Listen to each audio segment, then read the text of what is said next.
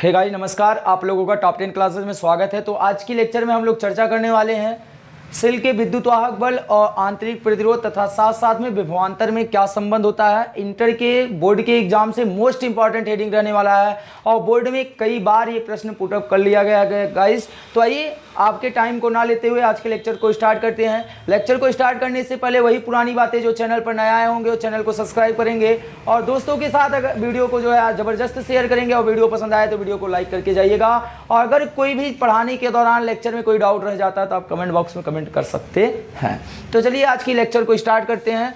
Lecture की heading है cell का विद्युत वाहक बल और विभवांतर और आंतरिक प्रतिरोध में संबंध। तो हम आपको बता देना चाहते हैं कि विद्युत वाहक बल को जो है हम लोग एप्सिलॉन से व्यक्त करते हैं। किससे व्यक्त करते हैं? एप्सिलॉन से व्यक्त करते हैं। और विभवांतर यानी V की बात किया जा रहा है और आंतरिक प्रतिरोध यानी स्मॉल r सेल का आंतरिक प्रतिरोध, इन सब में आपको क्या संबंध होता है उसके लिए आपको व्यंजक प्राप्त करना है गाइस। और बता दें बोर्ड के लिए मोस्ट इंपॉर्टेंट रहने वाला है ये टॉपिक, तो आप लोग जरा सा वीडियो को मिस मत कीजिएगा और सबके पास ये वीडियो पहुंचना चाहिए। चलिए तो सबसे पहले हम लोग स्टार्ट करते हैं। इससे पिछले वाले लेक्चर में हमने आपको विद्युत वाहक बल और विभवांतर और ये आंतरिक प्रतिरोध बता के रखा है। वहाँ पर अगर जो है आपने लेक्चर नहीं देखा तो लेक्चर जाके देखिएगा। इसको स्टार्ट करने से पहले थोड़ा सा हम आपको जरूर इसके बारे में रिपीट कराते हैं कि विद्युत वाहक बल क्या होता है। तो ध्यान दीजिएगा विद्युत वाहक बल क्या होता है। तो अब हम लोग चर्चा करते हैं। एक पहले हम लोग क्या बना लेते हैं? सेल बना लेते हैं। क्या बना लेते हैं? एक सेल बनाते हैं। तो ध्यान से समझिएगा, हमने बताया इससे पिछले वाले क्लास में सेल में दो ठो प्लेटें होती हैं, एक ऋण प्लेट होता है, एक धन प्लेट होता है। फिर उसके बाद सेल का आंतरिक प्रतिरोध होता है। सेल का क्या होता है? आंतरिक प्रतिरोध होता है, जिसे हम लोग स्मॉल r से व्यक्त करते हैं। किससे व्यक्त करते हैं? स्मॉल r से व्यक्त करते हैं। इसे स्मॉल r से व्यक्त करते हैं और इसे हम लोग जो है ये सेल हो गया। अब आगे ध्यान दीजिएगा, अब इसको परिपथ को पूर्ण करने के लिए हम लोग आगे की तरफ बढ़ाते हैं और इस परिपथ में ले आकर जो है हम लोग क्या कर देते हैं? एक बाह्य प्रतिरोध जोड़ दिया जाता है। एक बाह्य प्रतिरोध आपका कैपिटल R मान लिया जाता है, ध्यान से समझिएगा। और साथ में एक कुंजी का उपयोग कर दिया जाता है जिससे हम लोग जो है परिपथ बंद और चालू कर सकते हैं। और साथ में इसमें एक अमीटर लगा दिया जाता है जिससे धारा मापा जा सकता है। तो ये अमीटर का उपयोग कर दिया जाता है। साथ में जो है एक वोल्ट मीटर का उपयोग किया जाता है। एक वोल्ट मीटर का उपयोग कर दिया जाता है जिससे कि विभव का पाठ्यांक मापा जाए। और इस सेल को जो है हम लोग एक बॉक्स के अंदर बंद कर देते हैं कि जिससे ये पता चलता रहे कि ये सेल है, ये सेल लगाया गया है। ध्यान दीजिएगा, ये क्या लगाया गया है? सेल लगाया गया। ये इतनी बातें आप समझ गए। अब यहाँ आपको समझाना है कि सेल का विद्युत वाहक बल क्या होता है। परिपथ पूर्ण हो चुका है गाइज, आप लोग ध्यान दीजिएगा। ये आपका एप्सिलॉन है। तो हमने क्या बताया कि सबसे पहले हम लोगों ने सेल लिया और सेल के साथ एक आंतरिक प्रतिरोध स्मॉल r दिखा दिए और सेल को जो है सेल के ऋण वाले टर्मिनल को तार के माध्यम से जोड़ते हुए अमीटर में जोड़ दिए। और यहाँ धन टर्मिनल होना चाहिए था। तो सेल के धन वाले टर्मिनल को हम लोगों ने बाह्य प्रतिरोध से जोड़ दिया। और हमको पता है गाइज कि जब किसी सेल में हम लोग जो है जब किसी सेल के तार द्वारा किसी प्रतिरोध को जोड़ दिया जाता है तो वहाँ विभवांतर स्थापित हो जाता है गाइस। तो ध्यान दीजिएगा, जब हम लोगों ने इस सेल से जो है इस बाह्य प्रतिरोध को जोड़ा तो एक विभवांतर यहाँ स्थापित हो गया। तो आप ध्यान से समझिएगा, जब आपने इस सेल को तार से जोड़ा तो भैया सेल से तार को जोड़ने पर करंट फ्लो हुई और जो करंट फ्लो हुई वो प्लस से किधर की तरफ हो गई?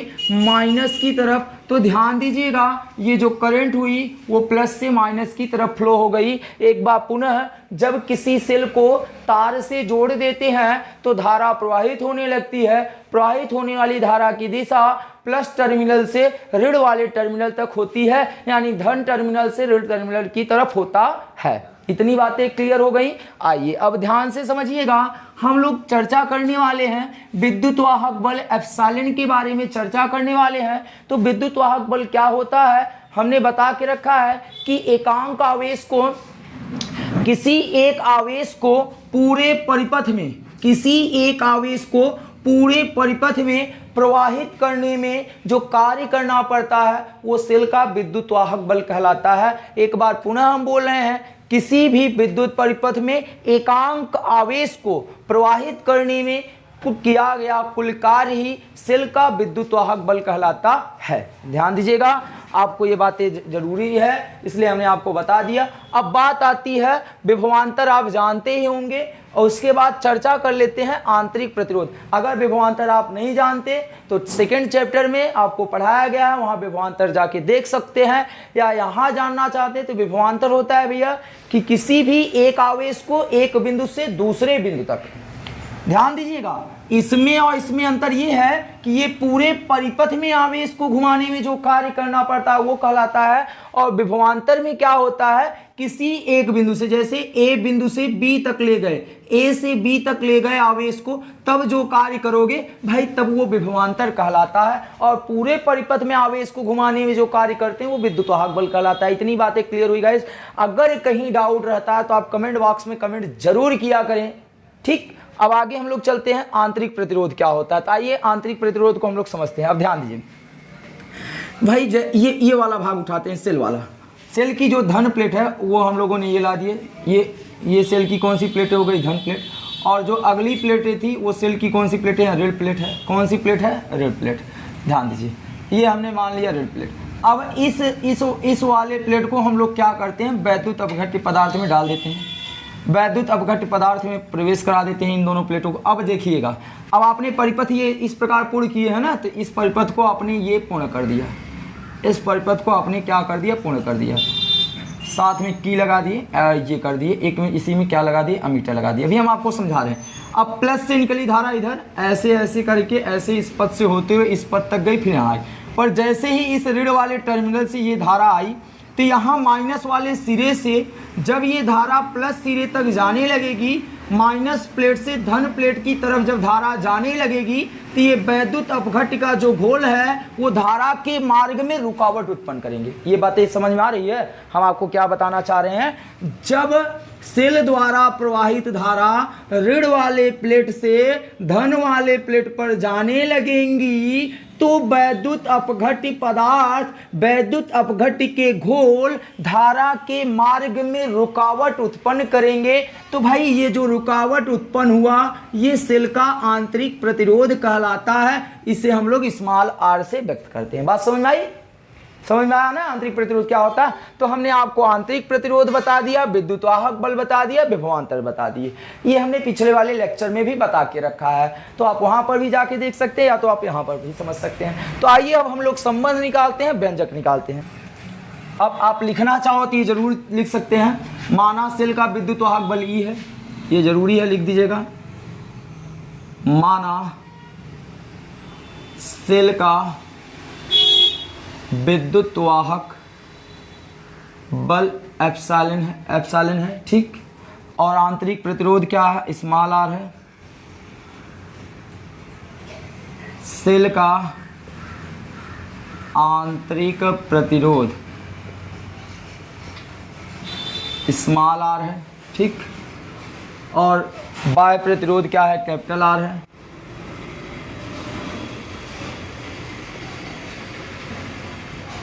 बाह्य प्रतिरोध क्या है, कैपिटल R है। अब मान लेते हैं, माना, अब ध्यान दीजिए, एक बात आपको यहाँ समझनी होगी गाइस, एक बात आप समझिए। आपको जब ये धारा प्रवाहित हुई तो ये आवेश प्रवाहित हुआ, ये आवेश को यहाँ से यहाँ तक ले जाने में इस प्रतिरोध पर, ये जो बाह्य वाला प्रतिरोध है, ध्यान दीजिए ये बाह्य प्रतिरोध है। तो जब बाह्य प्रतिरोध के एक सिरे से दूसरे सिरे तक जब लेके जाओगे तो यहाँ जो कार्य होगा वो बाह्य प्रतिरोध होगा। और जब सेल के अंदरूनी प्रतिरोध यानी ये इस सिरे से इस सिरे तक लेके जाओगे तो वहाँ आपका आंतरिक कार्य हो जाएगा। तो यानी यहाँ दो कार्य करना पड़ता है। तो ध्यान से समझिएगा, हम लोग क्या लिखने वाले हैं, लिखेंगे माना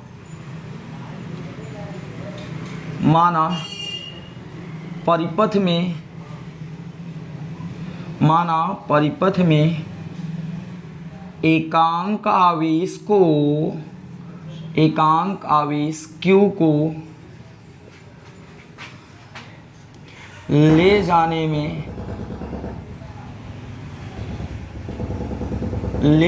में किया गया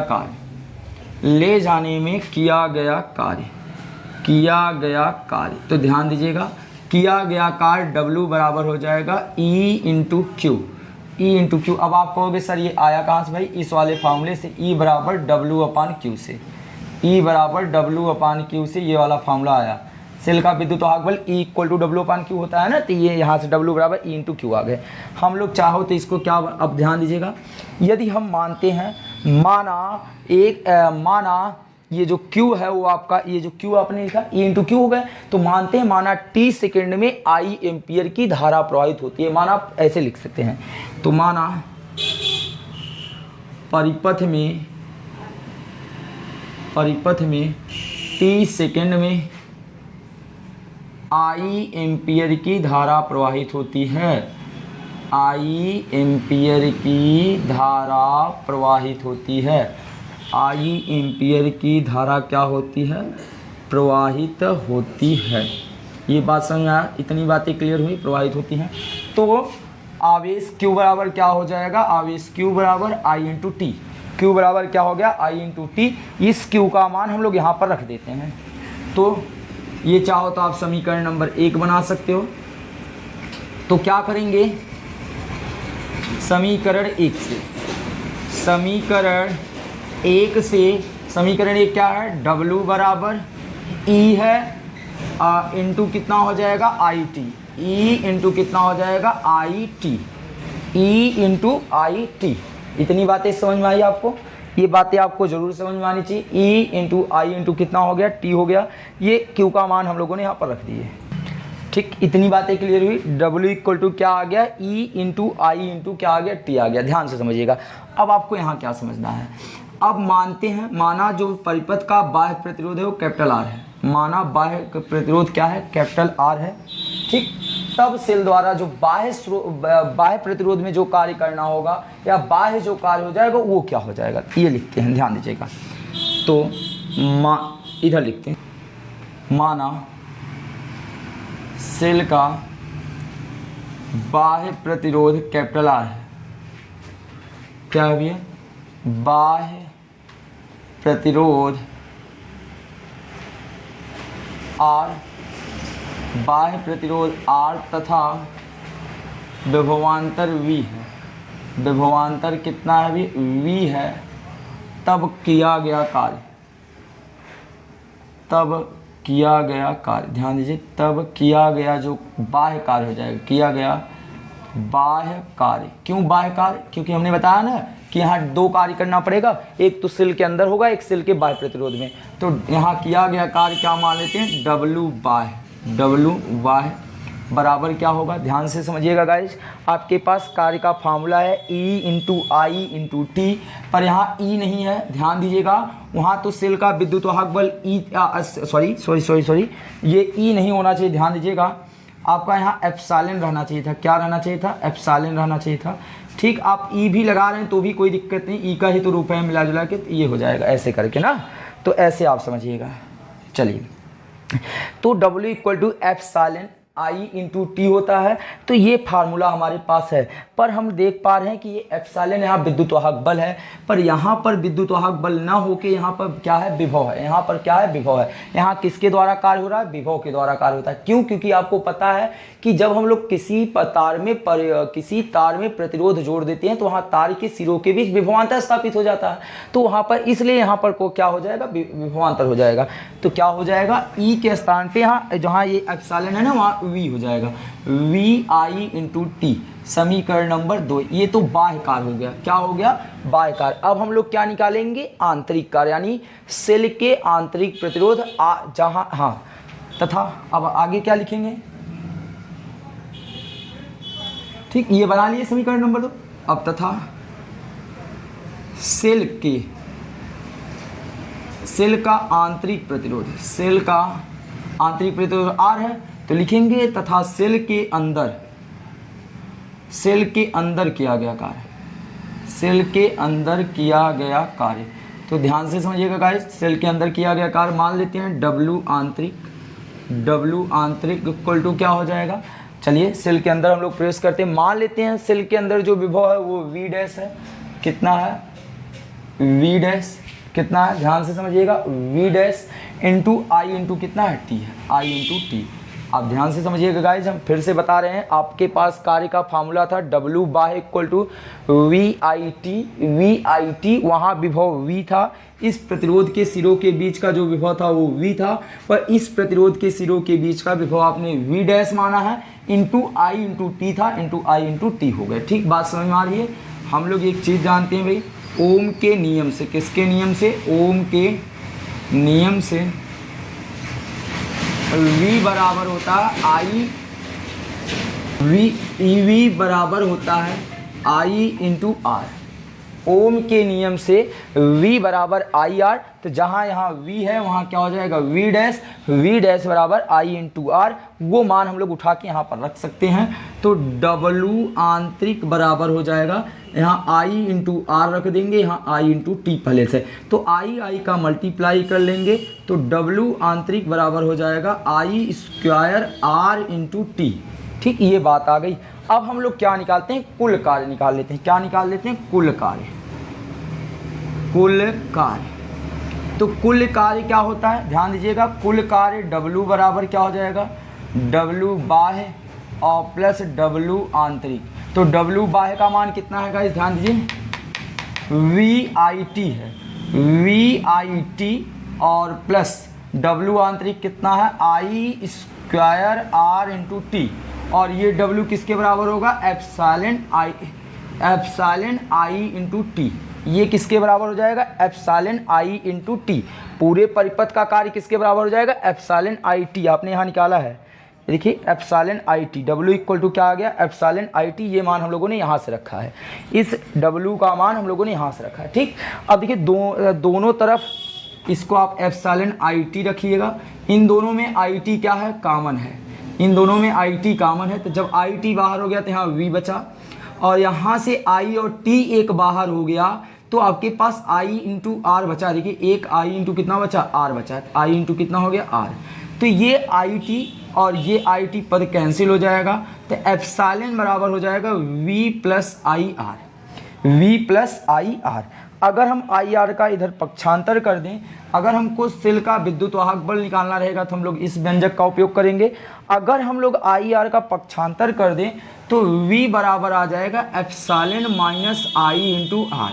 V बराबर आ जाएगा, V बराबर epsilon minus I into R. I R इधर गया तो इधर प्लस था, इधर हो गए माइनस हो गए। तो गाइज इस प्रकार जो विभव और सेल के कह सकते हैं विभवांतर आंतरिक प्रतिरोध और विद्युत वाहक बल में जो संबंध था वो इसके बराबर आ गया, V बराबर epsilon minus I into R. ये बातें आपको समझ में आई गाइज? कहीं पर कोई डाउट नहीं रहना चाहिए। एक बार पुनः रिपीट कर लेते हैं हम लोगों ने क्या क्या किया था। हमने क्या किया? हमने सबसे पहले एक सेल लिया। क्या लिए गाइज? ध्यान दीजिएगा, सबसे पहले हम लोगों ने एक सेल लिया। हमको पता था कि सेल का आंतरिक प्रतिरोध भी होता है। हमने आपको बता के रखा कि सेल का आंतरिक प्रतिरोध क्या होता है। सेल के घोल द्वारा जो अवरोध उत्पन्न होता है, वैद्युत अपघट्ट के द्वारा जो धारा में रुकावट पैदा किया जाता है, वो वैद्युत आंतरिक प्रतिरोध कहलाता है। तो ये हम लोगों ने सेल बनाया और इसको एक डिब्बे में बंद कर दिए। ठीक, अब क्या हुआ? जब सेल के प्लस वाले प्लेट को जो है एक तार के माध्यम से जोड़कर एक बाह्य प्रतिरोध कैपिटल आर लगा के तथा कुंजी और अमीटर लगा के ऋण वाले टर्मिनल से एक तार जोड़ते हुए ले आके हम लोगों ने परिपथ को पूर्ण कर लिए। अब जैसे ही हम लोगों ने किसी सेल को, पता है जब किसी सेल से आप तार जोड़ते हो तो सेल से धारा प्रवाहित होने लगता है। सेल ऐसे आप नॉर्मली छोड़े रहो, सेल से धारा प्रवाहित नहीं होगी, पर जैसे ही सेल से तार जोड़ दिया जाता है सेल से धारा प्रवाहित होने लगती है। तो ये सेल से धारा प्रवाहित हुई प्लस से माइनस की तरफ धारा फ्लो होने लगी। तो ध्यान दीजिएगा गाइस, मानते माना सेल का विद्युत वाहक बल क्या है? एप्सिलॉन है। सेल का आंतरिक प्रतिरोध क्या है? स्मॉल आर है। बाह्य प्रतिरोध क्या है? कैपिटल आर है। तो माना परिपथ में हम मानते हैं जो ये धारा उत्पन्न हुई है वो एकांक आवेश को प्रवाहित होने से, क्योंकि आपको पता है ना आवेश के प्रवाह होने से धारा उत्पन्न होती है। तो मानते हैं माना सेल के माना इस परिपथ में एक आवेश Q को प्रवाहित करने में जो सेल द्वारा कार्य हुआ वो सेल द्वारा कार्य हो गया W बराबर एप्सिलॉन इंटू Q। ये आया कहां से? इस वाले फार्मूले से। ठीक, अब हमने इसको समीकरण नंबर 1 बनाया। अब मान लेते हैं माना परिपथ में t सेकंड में I एम्पियर की धारा प्रवाहित हुई। Q आवेश को प्रवाहित करने में I एम्पियर की धारा फ्लो हुई, तो t सेकंड में I एम्पियर की धारा प्रवाहित होती है, तो Q बराबर हो गए I इंटू टी। इस Q का मान हम लोगों ने यहाँ रख दिया। तो जो सेल के द्वारा कुल कार्य आ रहा था वो W equal to epsilon I into T आ गए। ये हम लोगों ने यहाँ पर छोड़ दिया। अब हमने क्या किया, अब सेल से जैसे ही ये धारा फ्लो हुई तो सेल के बाह्य प्रतिरोध कैपिटल R पे R के इस सिरे तक पहुंची, तो R के इस सिरे से इस सिरे तक पहुंचने पे यहाँ पर एक विभवांतर उत्पन्न हो गया V। तो आपको पता है किसी तार में अगर प्रतिरोध लगा दिया जाता है तो वहाँ विभवांतर उत्पन्न हो जाता है, तो यहाँ पर विभवांतर उत्पन्न हुआ। तो हम लोगों ने कहा कि सेल के बाह्य प्रतिरोध कैपिटल R तथा विभवांतर V है, तो सेल के द्वारा बाह्य स्रोत में किया गया कार्य, तो तब किया गया बाह्य कार्य W y equal to V into I into T. विभव V है, I इंटू टी आपका क्या है, यहाँ से आया है। इस वाले फार्मूले से हम लोगों ने W equal to V I T रख लिया। समीकरण नंबर 2 बनाया। अब यहाँ से आगे बढ़े तो सेल के अंदर भी एक आंतरिक प्रतिरोध था, तो सेल के अंदर आंतरिक प्रतिरोध R था, तो वहाँ भी कार्य करना पड़ा। तो हमने मान लिया यहाँ का जो विभव था वो V डैश था, तो W आंतरिक इक्वल टू क्या आ गया, V dash into I T. तो ओम के नियम से V equal to I into R रख सकते हैं, तो यहाँ पर V डैश बराबर आई इंटू आर आया, तो यहाँ आई आर रख दिए, आई इंटू टी, तो आई का गुणा आई से किए, I square R into T, W आंतरिक का मान आ गया I square into R into T. अब कुल कार्य निकाले, तो कुल कार्य किसके बराबर होने वाला था, W बाह्य यानी बाह्य परिपथ में किया गया कार्य और आंतरिक परिपथ में किया गया कार्य के योग के बराबर होने वाला था। तो W बाह्य प्लस W आंतरिक, W बाह्य का मान VIT था और W आंतरिक का मान I स्क्वायर RT था। तो गाइज हम लोगों ने क्या किया कि IT दोनों पक्षों में कॉमन था, IT कॉमन लिए, यहाँ V बचा, यहाँ I इंटू R बचा। ये IT कैंसिल हो गए, आपको epsilon equal to V plus I R मिल गए। V आई आर का पक्षांतर किए तो V बराबर एप्सिलॉन माइनस आई आर।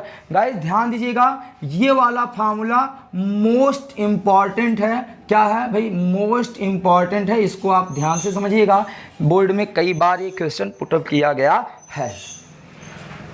तो गाइज इस प्रकार आज का लेक्चर समाप्त होता है। अगर आपको कहीं कोई डाउट रह गया हो तो कमेंट बॉक्स में आप कमेंट कर सकते हैं, और वीडियो पसंद आई होगी तो वीडियो को लाइक कीजिएगा। दोस्तों आप लोगों की प्यार की ज़रूरत होती है, आप लोग अपना प्यार बनाए रखिएगा। अगर वीडियो पसंद आई होगी तो वीडियो को दोस्तों के साथ ज़बरदस्त शेयर कीजिएगा। चैनल पर नए आए होंगे तो चैनल को सब्सक्राइब कर लो यार। मिलते हैं आपको नेक्स्ट वीडियो में, तब तक के लिए जय हिंद जय Bharat. Thank you all dear student.